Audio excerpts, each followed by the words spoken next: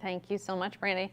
Hi, everyone. Thank you so much for being here with me today. I know it's a busy week of events. Hopefully you're taking advantage of all the wonderful things that are happening across Startup Week. I'm excited to share with you a little bit about the steps involved in starting a business. So just by show of hands, how many of you in the room right now are actively pursuing a business? Like you are ready to start a business or you are working towards starting a business? Raise your hand. Okay, so some of you are still in the exploratory phases. Some of you are here for extra credit, which is okay too. Thank you to my online audiences for being here with us. We're excited to have you today. So a little bit about the Small Business Development Center. We are one of 15 centers across the state of Pennsylvania, but we are one of about 1,000 centers across the country.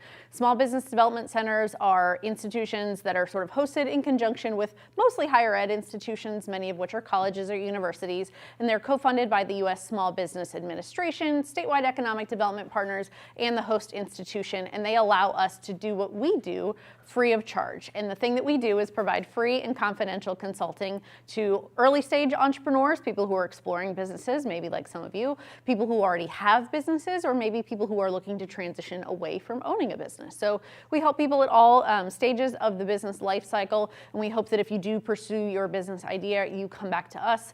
We can help you with one-on-one consulting, giving you advice and guidance on how to run or start your business, referrals to our ecosystem partners, some of which I will reference today, educational resources, databases, research that you need to write a business plan or be successful in your market research, as well as programs like the one that you're seeing right now. So that's enough about us. What is my goal for today's session? Ultimately, by the end of today's session, I want you to be better equipped, maybe not quite there, but better equipped to either be an entrepreneur or think like one. Maybe you don't go into business, but you want to have the entrepreneurial mindset. Better equipped to formalize your business structure. So you have an idea, you want to register your business and become a legal entity. You'll have some more information about that. Follow proper federal, state, and local protocols when it comes to registrations, things like paying your taxes, zoning code, all of those things. I want you to be able to protect yourself and your business when pursuing a business entity, which is a serious endeavor. There are some legal protections as well as insurance protections you'll want to consider. Many of you might be here because you're looking to fund your startup. We'll talk about a few funding opportunities. And then finally, hopefully someday you'll be confident and equipped and prepared to launch your own business. So let's jump right in. First and foremost, are you ready to be an entrepreneur? On the screen right now are commonly sort of accepted characteristics of entrepreneurs. If you're thinking, I really want to pursue owning my own business, being an entrepreneur, look at this list and say, do I have a lot of these characteristics? Am I a risk taker? Am I pretty tolerant? Am I flexible, willing to sort of roll with the punches and problem solve as things come up? Am I decisive? Am I willing to collaborate? Do I have financial IQ? Am I willing to ask for help when I need it? All of these are traits of successful entrepreneurs. Now, many of these traits are learned attributes, okay? So if you don't feel confident now, maybe you're not especially willing to take risks now, those are things that you can learn. But you should be really self-aware. There are some skills, some traits that I need to be an entrepreneur who can kind of roll with it, who can overcome setbacks, who can problem solve, who can constantly learn to run the business successfully.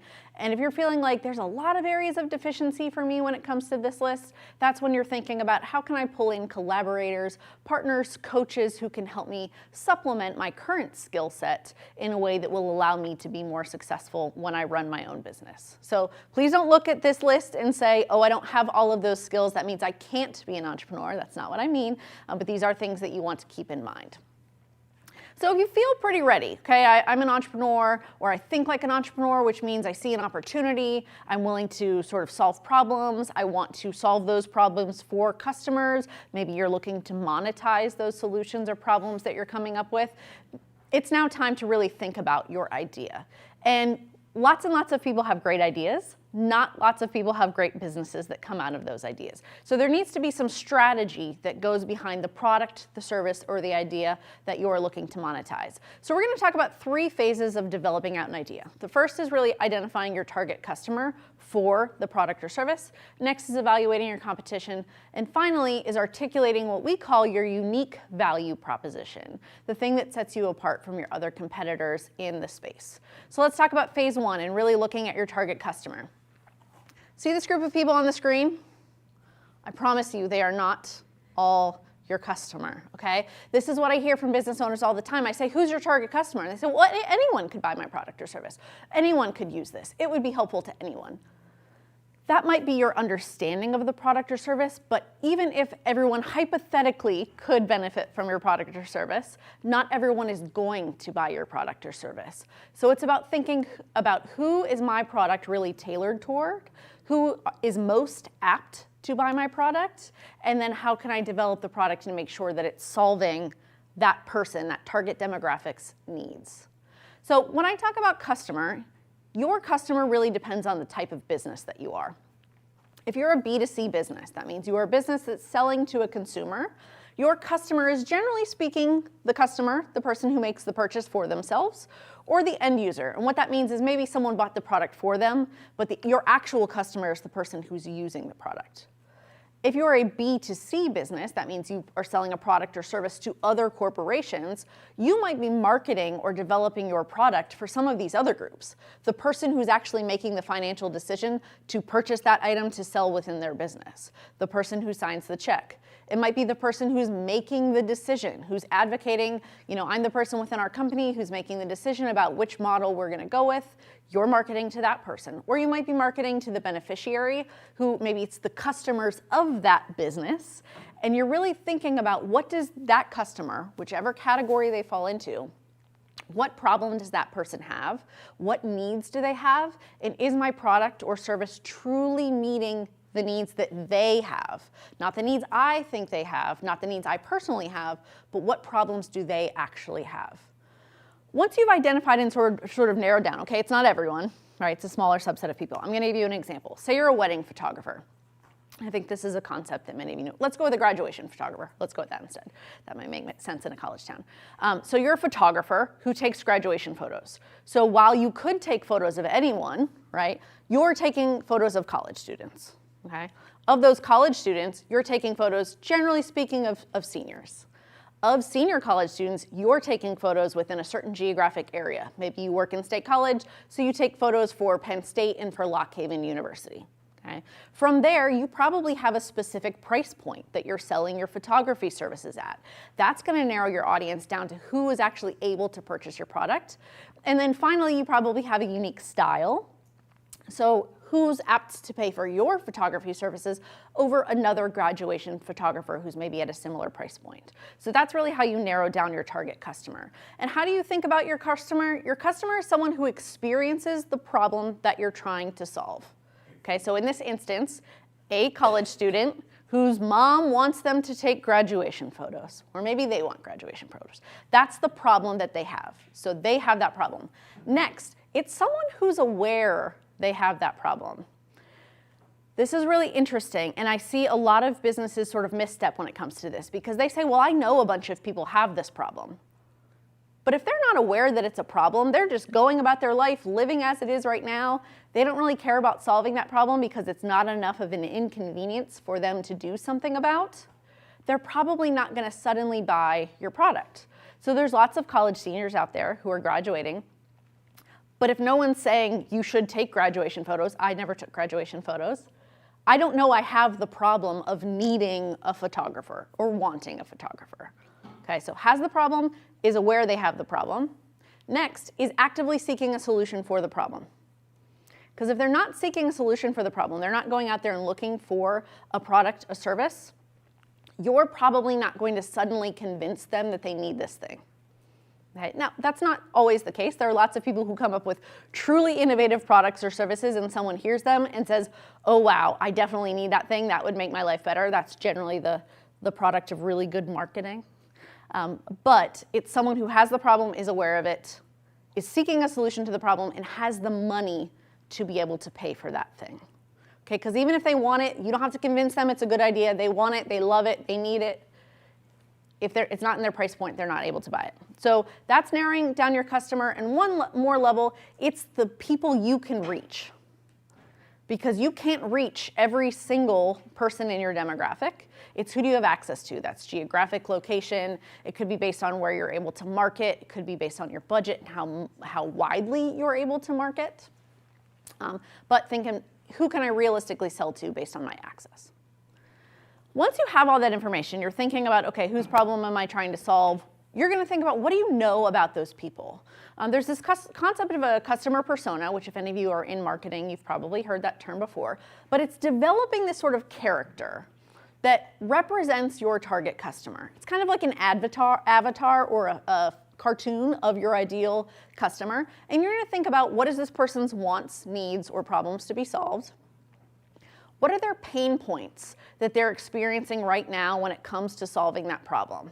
So maybe someone who's seeking graduation photos is struggling to find someone within their price point, or they're struggling to find someone who's willing to come to a specific location to take those photos where they want, okay? Or they're struggling to find someone with availability because those people book up themselves. So those are pain points or challenges they're experiencing while they're trying to solve their problem.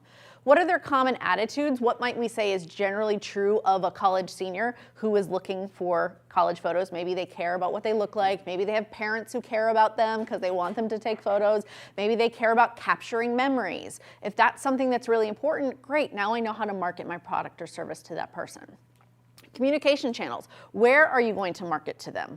What are their personal values? By understanding these things, you can communicate your product or service effectively. And then demographics, if relevant. It's not always relevant. Like when it comes to college students, we're not talking about male or female. We're not talking about, we are talking about a certain age range here though, but not always, right? There are lots of older students who may still want photos to commemorate a really important occasion. So be thinking about, am I limiting myself too much, or am I at least being realistic? Here's an example of a persona. This is Lululemon's persona, or it was for a number of years when they started up. They were sort of thinking about, okay, we're selling luxury athleisure brand. This is a want. This is not a need. Realistically, no one needs Lululemon, but they want it. They like that name brand. Maybe it functions really, really well. I'm sure people who buy it will make that argument to me. But they were thinking about, who are we selling to? And they came up with the persona of Ocean. Okay. Ocean is a 32-year-old woman. She's single. She's living in a city. She owns a condo. She really likes to travel. She's into fitness. She cares about fashion. She has expendable cash to spend on herself because she's single. She doesn't have any spouses or kids to worry about. She can buy all the stuff she wants, okay? And her attitude, her thoughts, I'm worth it. I want this $145 scuba sweatshirt. Yes, that's how much they cost if you don't know. She wants that sweatshirt and she can buy it for herself. It's not a problem that we're solving for her, unless you see it as, my problem is I want to walk the walk of a certain aesthetic that I'm trying to put forward in the world. This is a want, sometimes it's a need, sometimes it's a problem. What I love is their perspective, Lululemon's perspective on Ocean was, look, even if you're not this person, right? If you're a 20-something who's just graduating from university, you want to be that person. Like, that's who you aspire to be. She's cool, she's single, she's living in the city, living her best life. But if you're older than her, you're wishing you still had that lifestyle. So see how their target customer, their persona is this 32-year-old, but they're really trying to market to 20-somethings and also to 40-somethings by appealing to this same persona. And for Lululemon, anytime they're trying to describe their product, they're trying to market their product, they're thinking, what would Ocean do? What would Ocean want? What would Ocean care about? And that helps them communicate their product effectively. When you're thinking about what the customer wants, again, you're trying to figure out right now, what are they trying to do or achieve? What problems are they running into when they're trying to accomplish that problem, those pain points, and obstacles that are preventing them from accomplishing that task? Okay, what do they need? What are the issues along the way? To help us think about your product as it meets the needs of a customer, we're going to look at a Venn diagram in a couple of parts today. First, I want to compare your target customer. Great, now we know who they are, what they want, they need. You're going to look at your business and your product or service and make sure, is it somewhere in the middle here? Is it meeting their need? Or is what you offer, maybe in your head it's what solves their problem, but the thing you put out in the world isn't actually what they want or need. Maybe in your head, oh, all 30-somethings with expendable income really care about Penn State branded merch. And you come up with this cool line that's really appeals to a certain, demographic, and then you come to realize they don't care about Penn State stuff, they care about the name brand. I don't think that's necessarily the case, but it's really about digging into your customer to find out what do they need, not what do I think they want or they need. All right, so we've talked about your customer. Next, we're going to talk about the competition. Who else is offering a product or service in this space or in a way that solves that person's problem right now in maybe a different way. Okay? So this is any other way that your customer is trying to solve the problem. So for an example, if you're a quick service food restaurant, okay, you're Panera or one of the food trucks that pops up in State College, the problem you are trying to solve right now is people who are hungry, people who need quick food, and maybe people who want to try a unique type of food that's something different than offered in a traditional restaurant. That's your target customer. That's the problem you're solving. But right now, that means their direct competitors are other food trucks or fast service businesses, right? Doing the same thing, offer the same service. There are also indirect competitors, which are someone who's doing a similar thing, but maybe different. So right now, if you go to McDonald's, that is one way you might be solving that problem of hunger. Very different than quick service restaurant, which is not quite fast food, okay, but still solving the same problem in a different way. There's also replacement competitors that are totally different in industries that are solving this problem in a very different way, like Totino's pizza rolls, okay? Frozen pizza in your freezer, okay? Not quick service at all, not healthy or unique food, but it's food that you have access to. So I'm pointing these things out because when you are evaluating who are my competition, business owners oftentimes limit themselves to people who are doing very similar things. You have to think beyond that to think about how are people solving this problem, this want, this need right now, and how am I different? So going back to our Venn diagram, now we're sort of overlaying our target customer and their needs with what we offer, comparing that to what your competition offers. Here's where you don't want to be. In a space where your competition is actually meeting the need, but your business doesn't. You also don't want to be in that middle ground where you both are solving the same problem or service in a very similar way in a very similar price point, because that's really risky. It's head-to-head competition. So you're going to think about what's that sweet spot where I am offering something that is different from my competition, but still meeting my target customers' pain points and their wants and their needs. Okay? All right, finally, based on that information, you are going to articulate your value. Remember, your value is how you solve that problem, that want, that need for a customer. That's the value that you provide them. And to articulate your value, you're going to think about your unique value proposition, your UVP. Your UVP, in a very basic sense, says what you do, who you do it for, and how you do it uniquely. My area of expertise is marketing. So while this is really important from developing a business and working through the strategy of a product or a service, I love this from a marketing perspective, because if you can articulate what makes you unique, you can sell your product to the right target customer. Not someone who doesn't have the problem, not someone who's not aware they have the problem, not someone who's not seeking a solution to the problem, but to your target customer, you can very quickly and articulate what you offer in a way that resonates with them. So going back to our Venn diagram here, that winning zone where you offer differentiated value, that is exactly your UVP. Do me a favor and pick up the sheet that you have in front of you. We're going to work through a brief exercise. And I want you to think about if you've ever had an idea for a business or you have one right now. I want you to put on that hat and be thinking about who is my target customer. We're going to be looking at the side of the paper that has a circle and a square on it.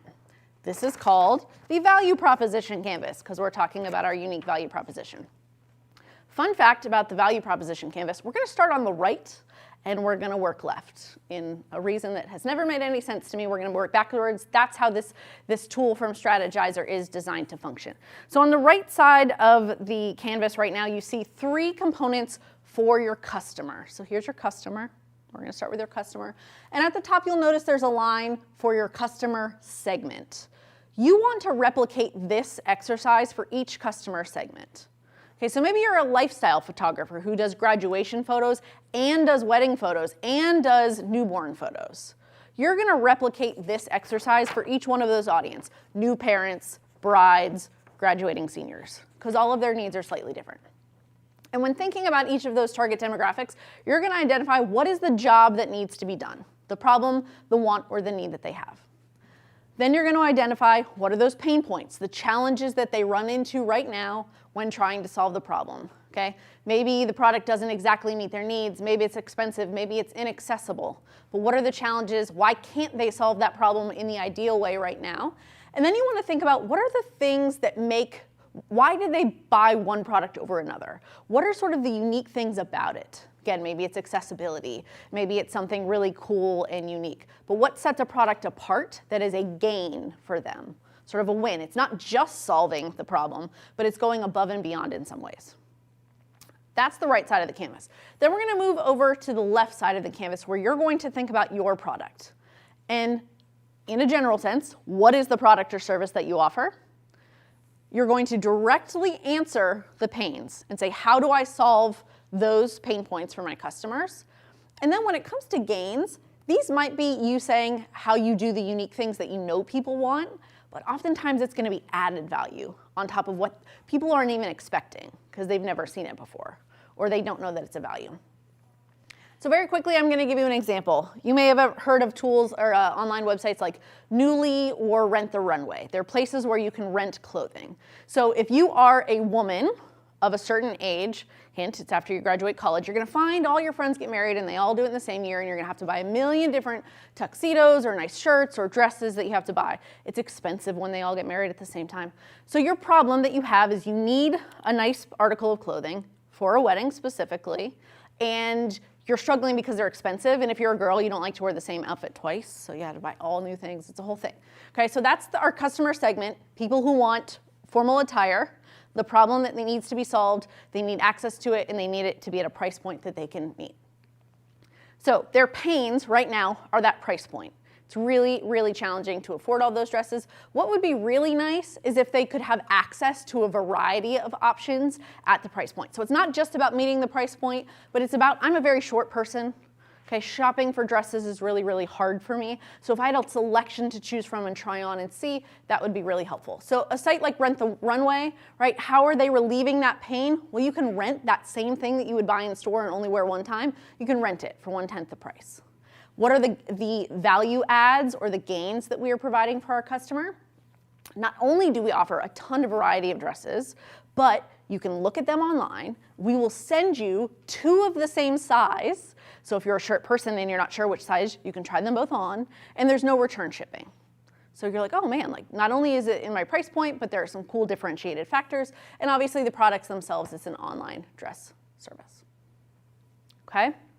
That's a really important portion of strategizing your product or service. You could have the coolest product in the world, gang, but if it's not something that people want, or not something that people see a value in, or not something that people have the budget to afford, you're not gonna sell it. So think outside of yourself. Don't project your own wants or needs or problems on the rest of the population. Go out and talk to your customers, your target audience, and figure out what do they actually need. I'm not going to get into the act of customer discovery today, but the Launchbox here in this building on the 2nd floor does a ton of programming around the act of customer discovery, going out and asking questions to figure out what people want without ever talking about your product. That's really, really key. So I encourage you to work through some of those programs or come see us at the SBDC. We'd be happy to help you do some further customer discovery as well. Great, so we've thought about, are you ready to be an entrepreneur? We've thought about, are you ready to strategize your idea? Next, I want you to think about, are you ready to register a business? Okay, you have a great idea, you've proven you can create it, you have the product, it's at a price point people can afford, people are interested in, you wanna start the business, and you wanna do it the right way. I'm now going to get into the not so fun side of entrepreneurship, and that's following the rules. But you need to know this information so you're not walking yourself into a troublesome situation that's going to end you up in legal trouble or financial trouble later. Okay, so bear with me. When it comes to business structures, there are a couple of core business structures that we're going to talk about today. The sole proprietorship, the limited liability company, the partnership, and the corporation. I'm going to get into all of those individually. The first business structure is not technically a legal business structure. It is called a sole proprietorship. You may have heard this abbreviated as the sole prop.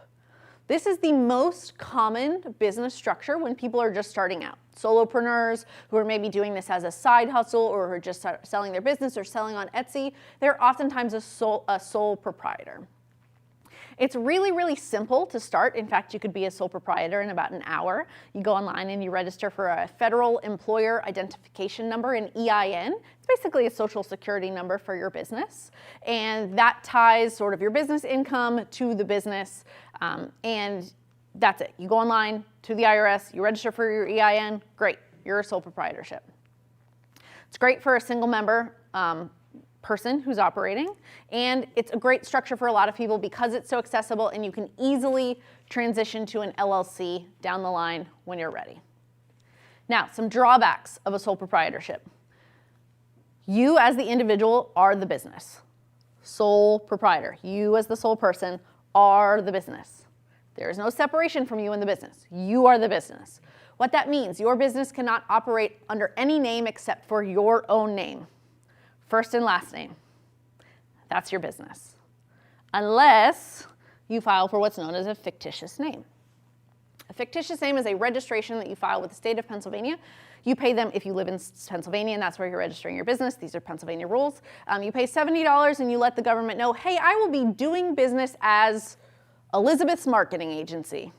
Okay, I, as the individual, Elizabeth Thegert, sole proprietor, but I want to function under Elizabeth's marketing agency. I can file with the state of Pennsylvania and say, I'm going to be doing business as, it's sometimes referred to as a DBA for that reason, doing business as Elizabeth's marketing agency. You pay them $70, and you also have to advertise in 2 local or industry publications to let the community know I, as the individual, Elizabeth Thegert, will be doing business under the name of Elizabeth's marketing agency, or whatever name I gave a minute ago.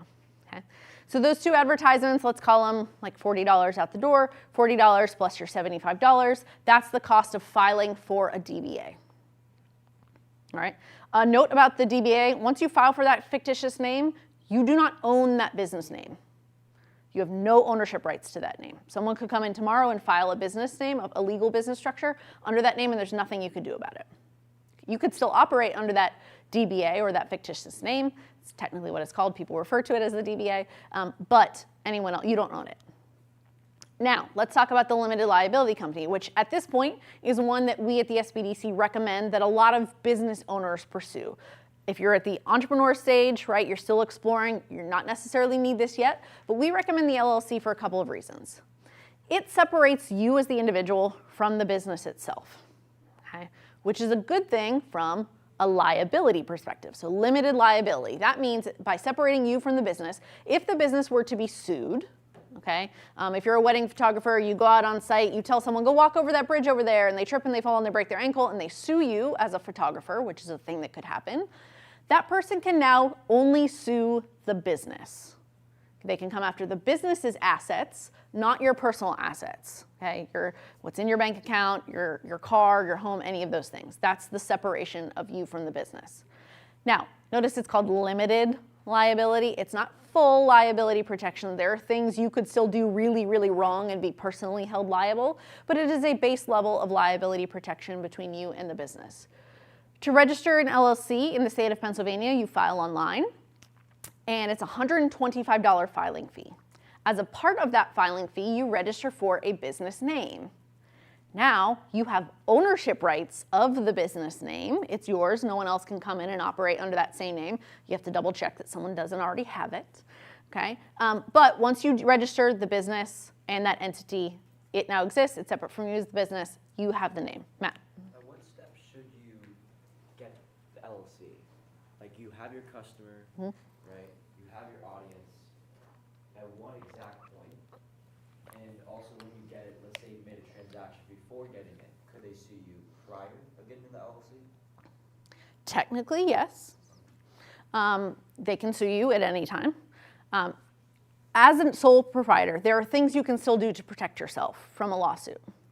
One of them is keeping all of your business income in a separate bank account from your own.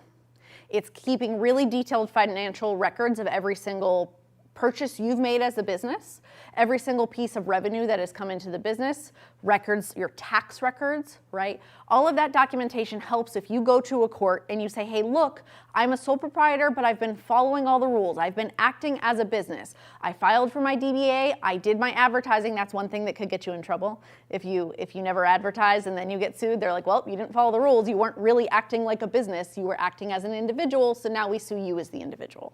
So that's why all these silly rules are important to follow. In terms of answering your question of when is the right time to file for your LLC, it's very, very unique depending on the business. Okay, we have lots and lots of people. I have my own LLC. I filed my LLC before I was in operation because I wanted to secure the business name. Okay, I did not need to register for sales tax at the time based on the services that I was selling. I was still paying my taxes, right, and reporting any business income, of which there was none at the time because I registered in advance. There was no penalty for me registering in advance. It wasn't hurting me in any way to have it sitting there. If you had to collect sales tax, even if you weren't making sales, you would still have to report sales tax to the government and just say, I did not make any sales that required the collection and remittance of sales tax. I'll talk about sales tax in a little bit. But it's whenever you're sort of at the stage where you're like, you know what, I really want to protect myself. I want to legitimize. Having that LLC behind your name for a lot of people on the website, on a business card, lets people know I feel protected. I have a client right now who does pet sitting. Okay? Having that LLC, when they go out and talk to people and say, oh, I'm going out of town, I need someone to watch my dog, option A is a college student who you don't know what they're going to do in your house. Option B is licensed and insured as an LLC. Who's the person with a really expensive house and a lot to lose going to hire? Probably option C. So it can't speak highly for you. It is not necessary so long as you're following all the rules. And there's nothing that says you have to ever become an LLC. You could be a sole proprietor forever, but that's why it's a good idea to talk to a lawyer based on your unique circumstances, to talk to an accountant who can talk to you about the tax advantages of different structures and make the best decision for you. Katie. Are there certain requirements that you have, or even benchmarking that you would have to get to then apply for the LLC? No. Okay. Literally anyone could file an LLC at any time. It used to be a longer process. Now the state has really sort of turned things around and after you file your LLC, you can get your certificate of organization in like a week. Like you get your entity number back from the state. It's crazy quick. But there's no like threshold right now. Tim, I'm not misspeaking on that. There's no real threshold for filing an LLC. Tim's my boss, ladies and gentlemen. Online question. No, Oh. when you have questions in the room, if you want to raise your hand, I'll get you the mic so that those online can hear your questions. My bad. Katie asked, is there a threshold for filing a business? Matt asked, when should you file a business? Sorry, I don't know all of your names. All right.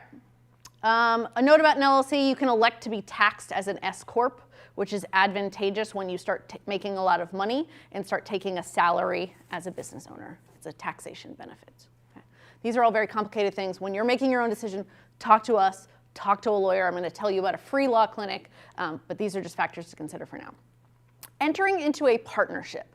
A lot of people, especially college students, want to start a business and be a partnership. That's great. I'm not going to discourage you from starting a partnership, but I am going to ask you to think really, really closely about what's it going to be like to go into business with this person and what happens if we have a falling out and something goes wrong. Okay? Which is common. That happens in marriages, that happens in business partnerships, that happens in friendships, right? We're all unique people. As your business grows and your ideas are different, you're going to have conflict. That's normal.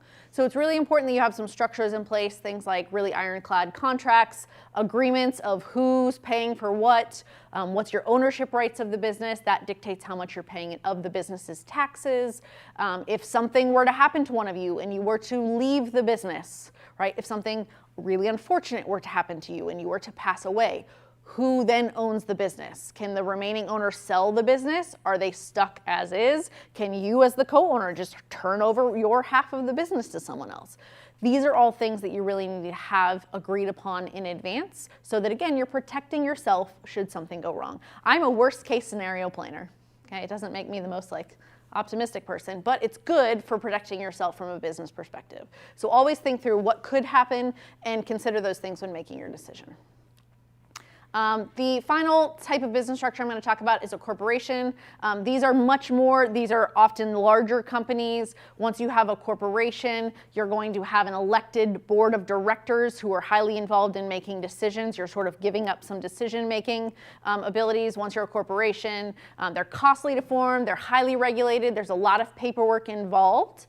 There are some differences when it comes to changing ownership within a corporation. It's easier to transfer ownership of a business within a corporation than it is from an LLC. But oftentimes, a lot of businesses progress from being a sole proprietorship to growing into the LLC to maybe growing into the S Corp, which is kind of the sort of first step along the way. That's when you're going to take on employees, you're taking yourself a salary. And then later down the line, if you're really big and you want to have stock options and pay dividends to all of your shareholders, you're looking at a corporation down the line.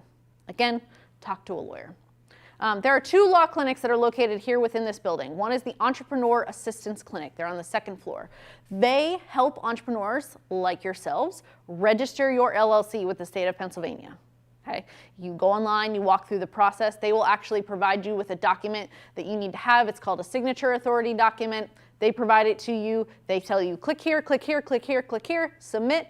Their success rate of getting LLCs approved, I believe, is 100% because they know exactly what you need to do. They know what things to double check before you file. They will also provide you with an operating agreement, which is a document that you have to have as a business owner. You don't actually file that document anywhere. You need to have it on hand so that if you were to be sued, you can say, hey, I've been operating as a business. I have an operating agreement. I have my EIN. I've done my entity registration. All of my business income is separate from my personal income. Separate bank accounts are really, really important. You shouldn't be making business purchases from your personal account and then reimbursing yourself from your business account. Starts in the business bank account, comes out of the business bank account, goes into the business bank account.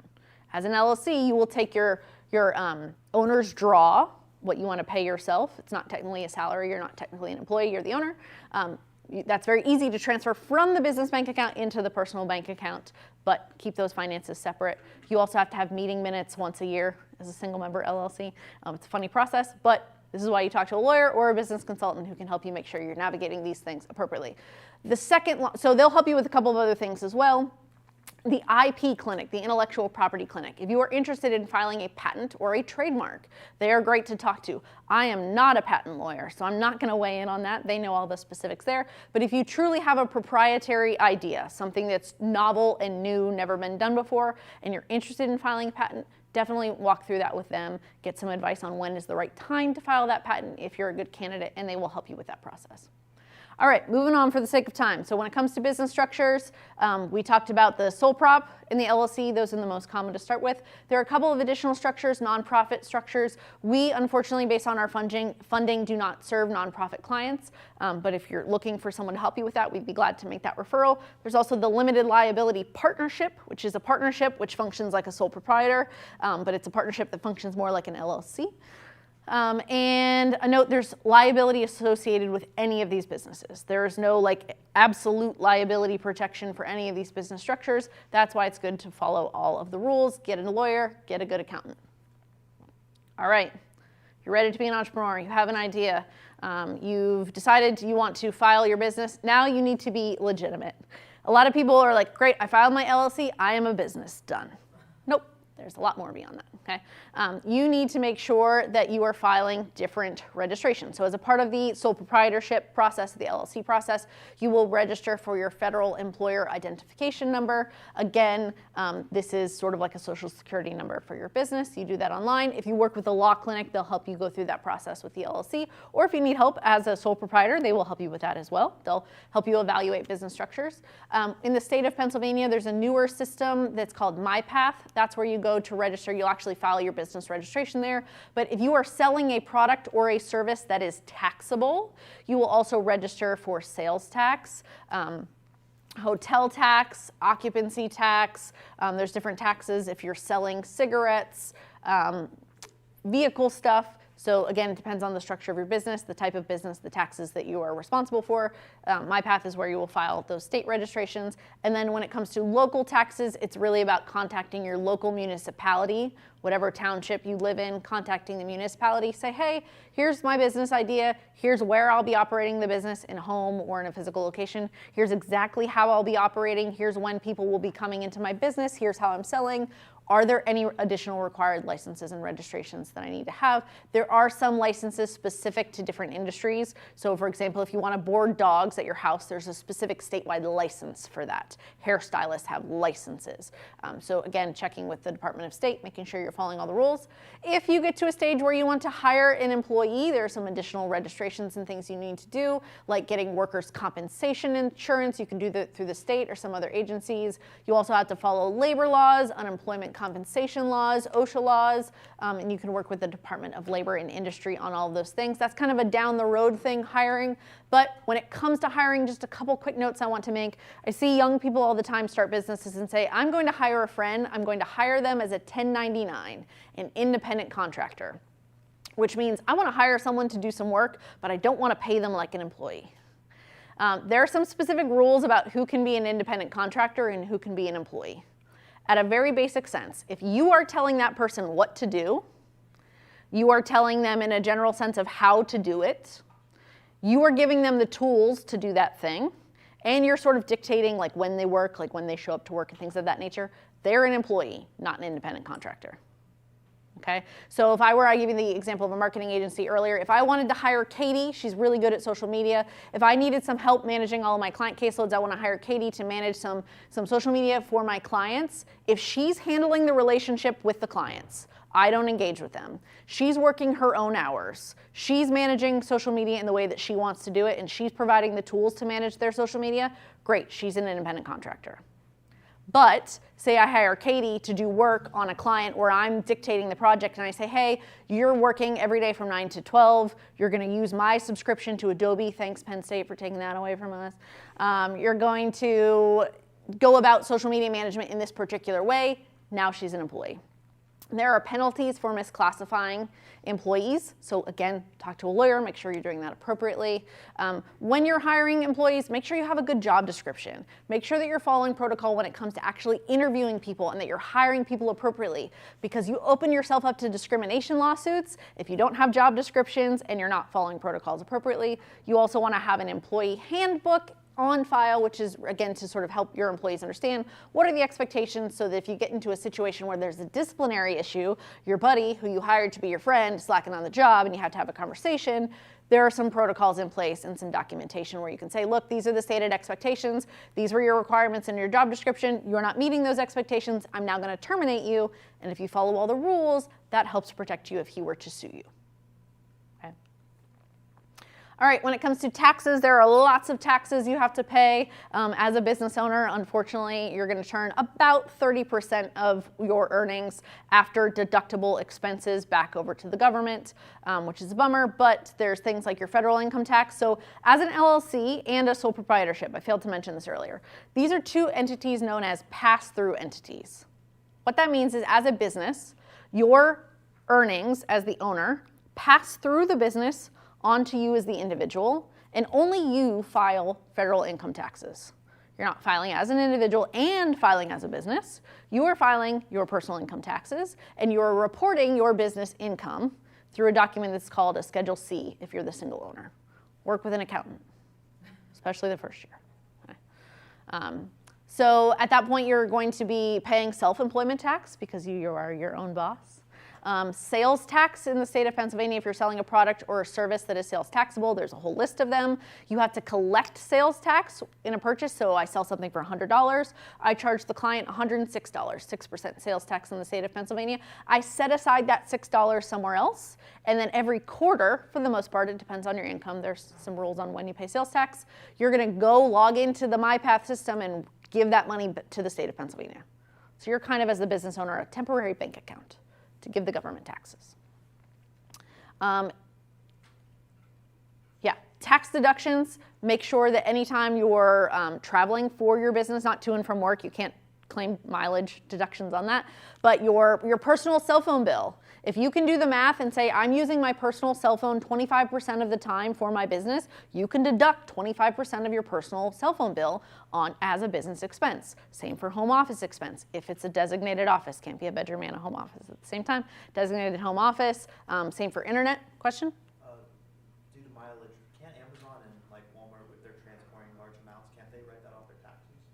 I was asked the question for those of you online for Amazon and Walmart when they're like freight carriers and things, deducting them. I don't 100% know the rules behind that. It's a great question. My guess would be yes, but I don't exactly know. Sorry. All right. Okay, there's some miscellaneous registrations as well, especially if you're in a specific industry like personal health care, agriculture, labor. So again, it's working through. There's a website called the PA One Stop Shop. It is a website created by the state of Pennsylvania that is for business owners that does kind of give you a checklist of a lot of the things that you have to do as a business owner, because I recognize it is a lot. So you filed your business, you are legitimate, you're paying your taxes, you're keeping good records, you have an accountant, you're doing all the right things. Now, the last thing you want to do is really make sure that you're protecting yourself, and that's with business insurance. Of course, having an LLC provides you some liability protection, but not all liability protection, so it's good to also have insurance coverage. Common types of insurance a lot of businesses have are that liability insurance. General liability, the example that I gave earlier, if I was a photographer and someone tripped over something as a result of my behavior, what I told them to do, that's when you need general liability. Something goes wrong, you're responsible. Professional liability, on the other hand, this is also known as errors and omissions insurance. If you're a service-based provider and you are providing advice to someone and they take your advice, and as a result of taking your advice, they lose money. Okay, so my marketing agency. I develop a website for someone and the intake form that I create for them doesn't work. And people have been submitting intake forms for months and they've never heard about it and they've lost all those clients. They can sue me and come after me because my advice that I gave them, the service that I gave them, even though it's a service, a lot of people think services aren't taxed. It lost them money, so I need errors and omissions insurance. I do have to charge sales tax. It's an interesting thing. You're editing a person's website. That's a taxable thing in the state of Pennsylvania. But these are all the complicated rules that you have to navigate. Work with someone who knows what they're talking about. All right, workers' compensation insurance, if you have employees, is essential. You have to have it. Some other types of coverage, data breach insurance. If you're handling sensitive client data and you were to be hacked, you need to have insurance to protect yourself from that.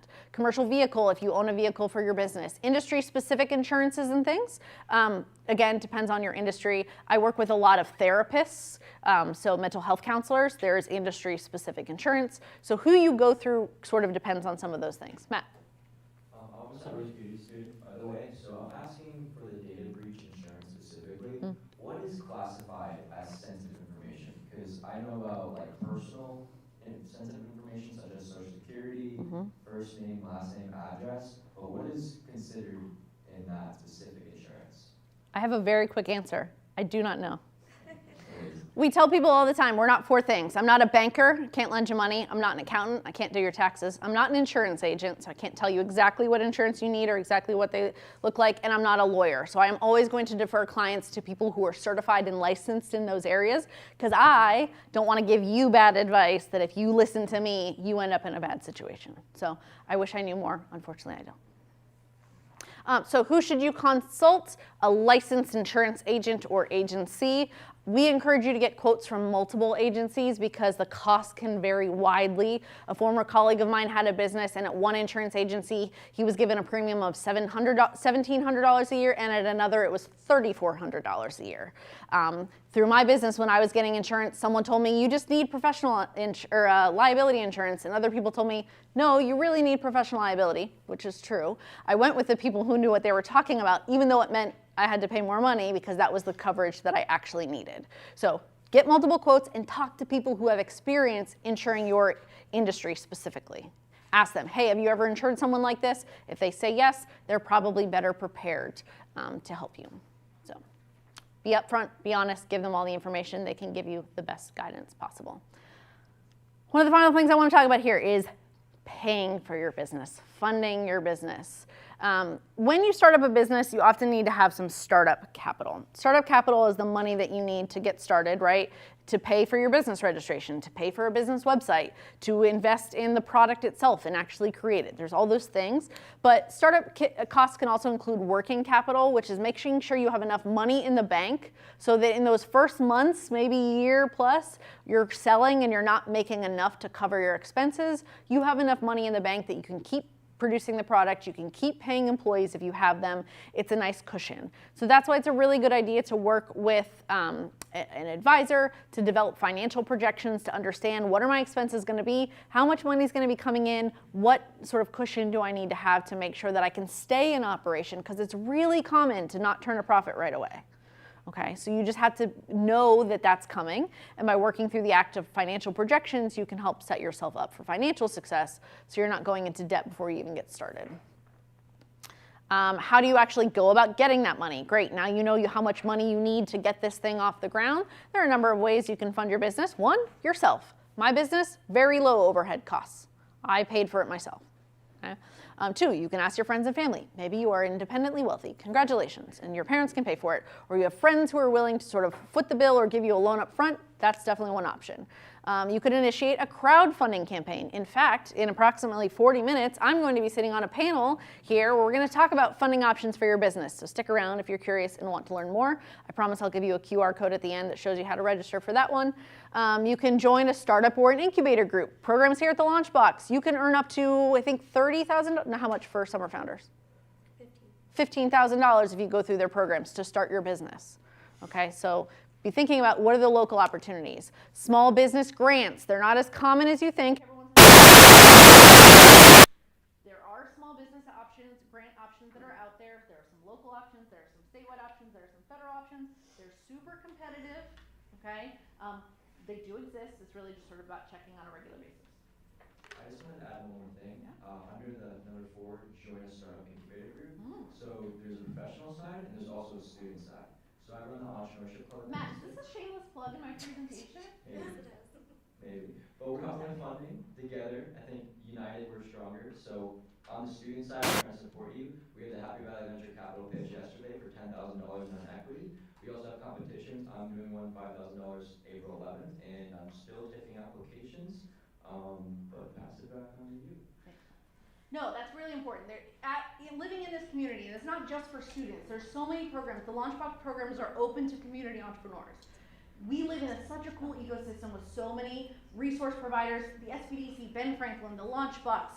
There's so many groups. Please just reach out and ask what supports are available to you. Of course, you can get a line of credit. You could do revolving credit. You could do a traditional bank loan. You could go SBA funding. You could go to venture capitalists or angel investors, depending on sort of your product, your service, what level you're looking at. But there are options here. Traditional loan options, I mentioned that there are commercial loan options. More often than not, you're going to have to put a down payment on that. You are going to have money. If you go to the bank and say, I would like $100,000, you are going to need to demonstrate that you have sort of credibility as a business, that you will be successful. You are risky as a business owner. So this is why you need a business plan. This is why you need financial projections to demonstrate to the business, I have a good credit score, I have a plan in place, I have a good idea that is profitable, I've thought this through, now I have some money to put down, I need some assistance, and I'll be willing to pay it back. SBA loan programs are great. Oftentimes it's less money up front. There can be longer loan terms. The interest rates can be a little bit higher than traditional bank loans, but you can sort of help if your credit's maybe not as good and you don't have as much money to put down. And then again, there's revolving loans, which is kind of like, it's a revolving line of credit. It's not a credit card account, but it's funds that you're pre-qualified for that you can use and you can continue to use over a short period of time. So it's a shorter loan term than a traditional bank loan. All very complicated. For the sake of time, these are all options. Come to the next one. All right, so if you are ready to take the first steps, I encourage you to work through the second page of the handout that you have in front of you. For folks online, it's called the Business Model Canvas. You can look this up anywhere. The first one was called the Value Proposition Canvas. Some people like to think of this as a one-page business plan. Some of the terminology on here might be a little bit unfamiliar to you, like the word channels. Channels means how you are communicating with your customers, how you're delivering products to customers. The internet is a wonderful place. Find a YouTube video that walks you through how to do a business model canvas.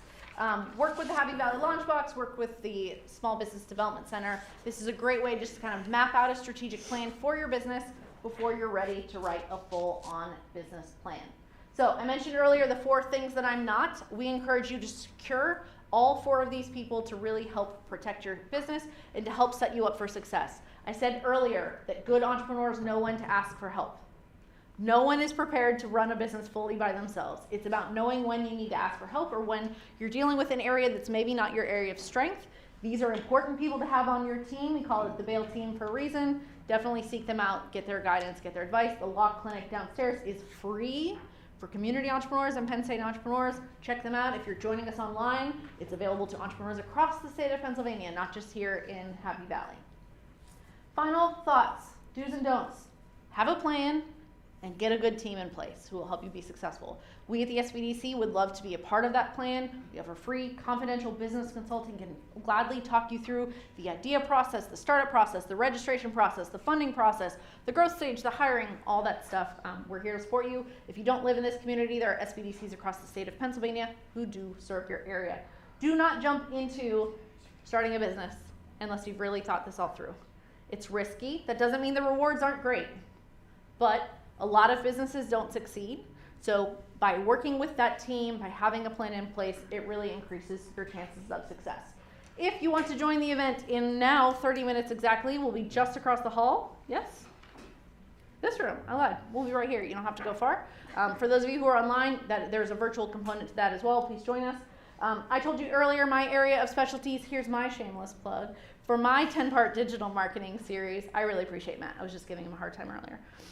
It's a 10-part digital marketing series that's totally virtual. You can tune in for every concept I go over, like how to develop a brand, how to establish an online business, how to lay out content for a website, how to develop a social media strategy. I've developed a really comprehensive workbook to guide you through the process. And if you register, you can watch the recording on demand at your convenience. So this is a QR code to our website, thesbdc.psu.edu. Check it out. There's lots of programs and available. It's a recap of the services that we offer, but here are the ways that you can find us. I talked really quickly and I gave you a lot of information, so thank you. I'm going to stick around for people in the room who have questions. I will be here to answer those. Folks online, thank you again for being here and enjoy the rest of Startup Week. Check out all the other things that are going on. Have a great day.